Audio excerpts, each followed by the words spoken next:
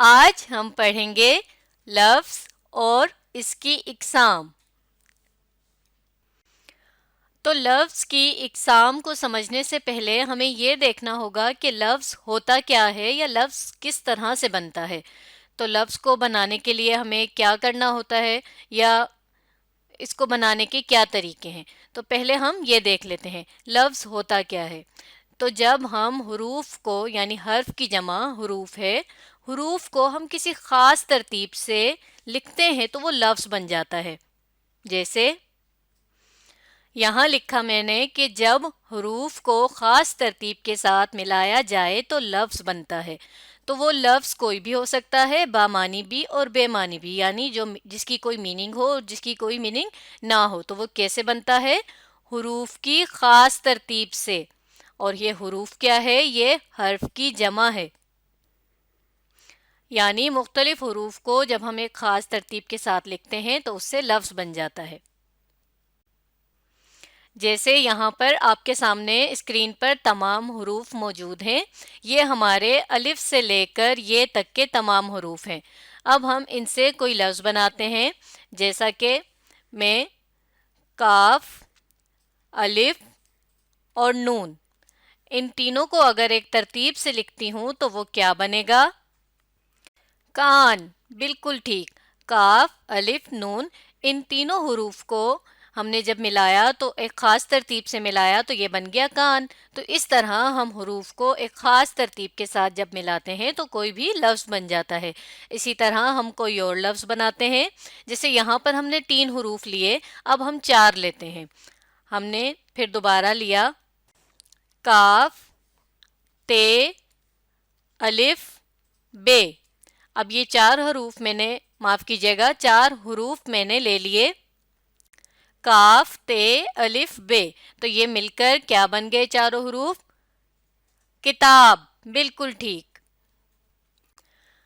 تو اس طرح ہم مختلف حروف سے، جیسا کہ یہ 3 حروف تھے، یہ 4، اسی طرح لفظ مختلف حروف سے بنتے ہیں۔ جیسے کسی میں 5 حروف بھی ہو سکتے ہیں، 6 بھی ہو سکتے ہیں، اور وہ ایک خاص ترتیب سے جب لکھے جاتے ہیں تو اسے ہم لفظ کہتے ہیں۔ اور یہ لفظ بامعنی بھی ہو سکتا ہے اور بے معنی بھی ہو سکتا ہے۔ اب ہم دیکھتے ہیں کہ لفظ کی دراصل کتنی اقسام ہیں۔ لفظ کی 2 اقسام ہیں، کلمہ اور مہمل۔ تو ہم نے کیا پڑھا؟ لفظ کی کتنی اقسام ہیں؟ 2، یعنی لفظ کی بنیادی طور پر 2 اہم اقسام ہیں کہ جو ہم لکھتے ہوئے یا پڑھتے ہوئے استعمال کرتے ہیں۔ تو ایک کا نام ہے کلمہ اور دوسرے کا نام ہے مہمل۔ اب ہم یہ دیکھ لیتے ہیں کہ کلمہ کون سے لفظ کو کہتے ہیں۔ ایسا لفظ جس کے معنی ہو، یعنی جس کی کوئی نہ کوئی میننگ لازمی ہو، اسے ہم کلمہ کہتے ہیں۔ تو ہم یہ تعریف بھی یہاں پر لکھتے ہیں۔ ہم نے یہاں لکھا ایسا لفظ جس کا کوئی معنی، معاف کیجیے گا یہاں نہ لکھا ہوا ہے، یہاں پر ہونا چاہیے معنی ہو۔ تو یعنی کوئی بھی ایسا لفظ ہو جو کوئی نہ کوئی معنی رکھتا ہو، میننگ رکھتا ہو، اسے ہم کلمہ کہیں گے۔ اور مہمل بالکل اس کی ضد ہے، یعنی اس کے متضاد ہے، یعنی ایسا لفظ جس کے کوئی معنی نہ ہو اسے ہم مہمل کہتے ہیں۔ تو یہ بھی ہم یہاں پر لکھ لیتے ہیں، ایسا لفظ جس کا کوئی معنی نہ ہو وہ مہمل کہلاتا ہے۔ تو ہمیں کیا فرق پتہ چلا لفظ کی دونوں اقسام میں؟ کہ کلمہ کا ضرور کوئی نہ کوئی معنی ہوتا ہے اور مہمل میں کوئی معنی نہیں ہوتا۔ تو چلیے اب ہم کچھ مثالیں بھی دیکھ لیتے ہیں کلمہ کی اور مہمل کی، تاکہ ہمیں ان دونوں کی تعریفیں مزید واضح ہو جائیں۔ اس کے علاوہ مہمل کے حوالے سے آپ کو یہ بھی پتہ ہونا چاہیے کہ مہمل ایسا لفظ ہوتا ہے جو خود تو اس کے کوئی معنی نہیں ہوتے، لیکن اسے ہمیشہ کسی بامعنی لفظ کے ساتھ لکھا جاتا ہے، اور مہمل کا استعمال جملے میں مزید خوبصورتی پیدا کرنے کے لیے، بات کو مزید خوبصورت کرنے کے لیے استعمال کیا جاتا ہے۔ تو چلیے اس کی ہم کچھ مثالیں بھی دیکھ لیتے ہیں۔ جیسے یہاں پر مثال میں دیکھیے، میں نے کلمہ کے نیچے لکھا چائے اور مہمل کے نیچے لکھا وائے۔ اب ہم جملے میں اس لفظ کو اس طرح استعمال کرتے ہیں کہ چائے وائے لے آؤ۔ اب چائے وائے لے آنے میں چائے کے تو معنی ہمیں معلوم ہے کہ یہ پینے کے لیے ایک چیز ہے، کھانے پینے کی ایک چیز ہے، لیکن وائے کیا ہے؟ وائے کے کوئی معنی نہیں ہے، لیکن یہ بامعنی لفظ جو چائے ہے اس کے ساتھ استعمال کیا جاتا ہے صرف اور صرف جملے کو اچھا بنانے کے لیے، اس کے اپنی کوئی معنی نہیں ہوتے۔ تو اسی طرح ہم کچھ اور مثالیں بھی دیکھ لیتے ہیں کلمہ اور محمل کی۔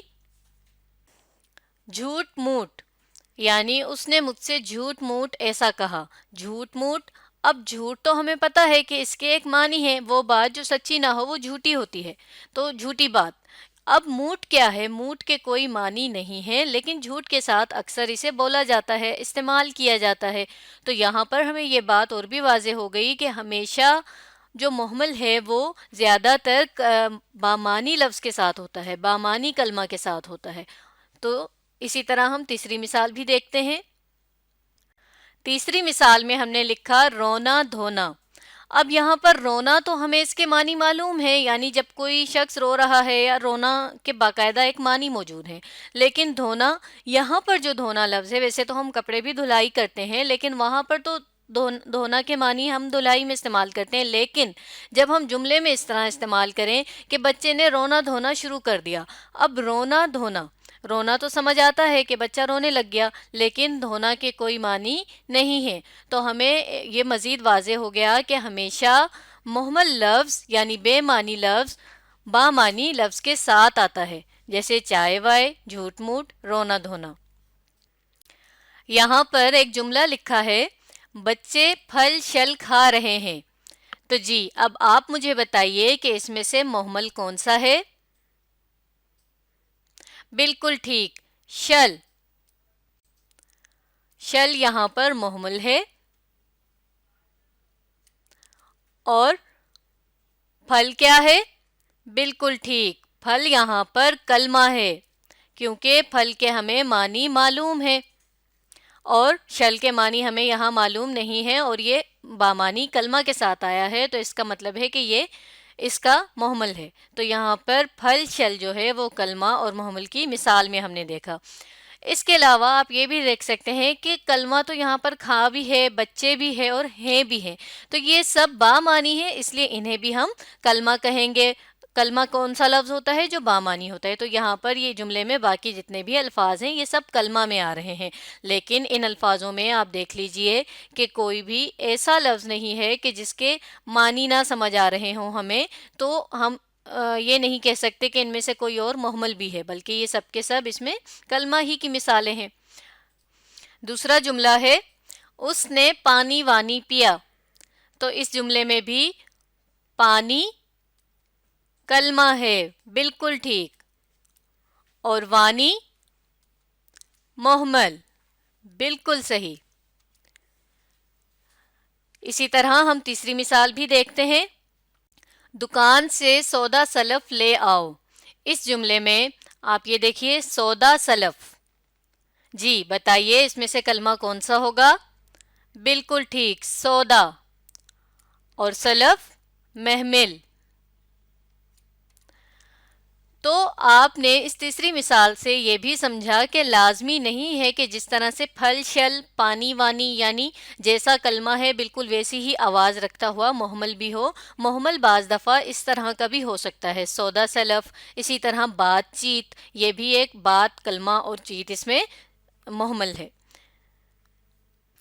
اب آ جاتے ہیں کلمہ کے حصوں پر۔ کلمہ کے بنیادی طور پر دو حصے ہیں، ایک مستقل الفاظ اور دوسرے غیر مستقل الفاظ۔ اب یہ آپ کے لیے سمجھنا اس لیے ضروری ہے کہ کچھ الفاظ ایسے ہیں جن کو ہم مستقل کہتے ہیں اور کچھ ایسے ہیں جن کو ہم غیر مستقل کہتے ہیں۔ ان کو ہم کس بنیاد پر مستقل یا غیر مستقل کہتے ہیں، چلیے یہ بھی دیکھ لیتے ہیں۔ مستقل الفاظ وہ الفاظ ہوتے ہیں جو اکیلے بھی ہوں تب بھی اپنے پورے معنی دیں، جیسا کہ میں نے لکھا ایسے الفاظ جو بذات خود پورے معنی دیں، یعنی اگر وہ اکیلے بھی ہوں تب بھی ہمیں ان کے معنی سمجھ آ رہے ہوں تو ہم ایسے الفاظ کو کہتے ہیں مستقل الفاظ۔ کیا کہتے ہیں؟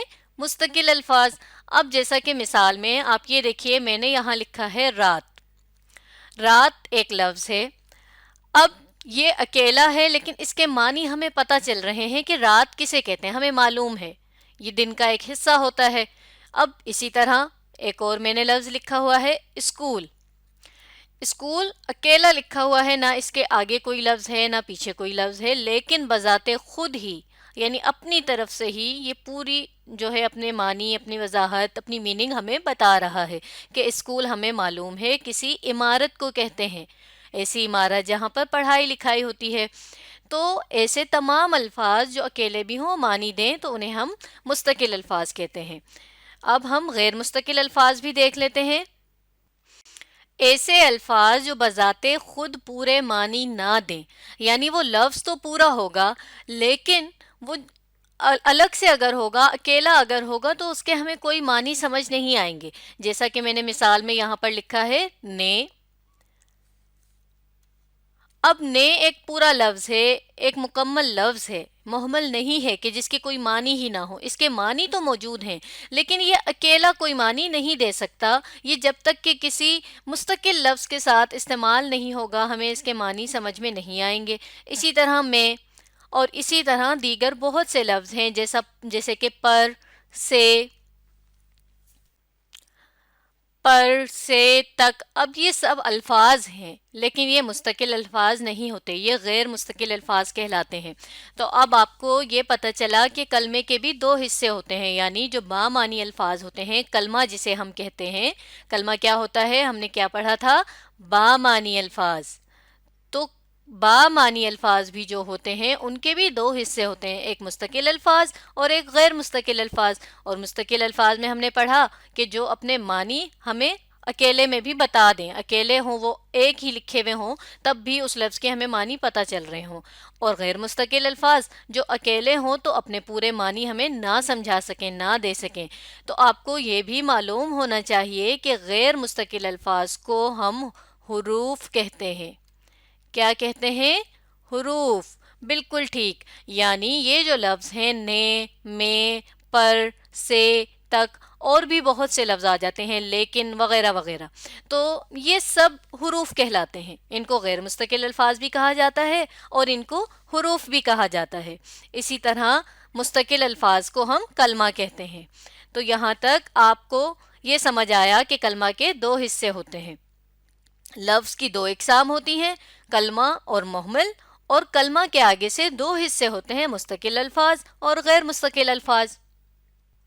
آج ہم نے لفظ اور اس کی اقسام پڑھی۔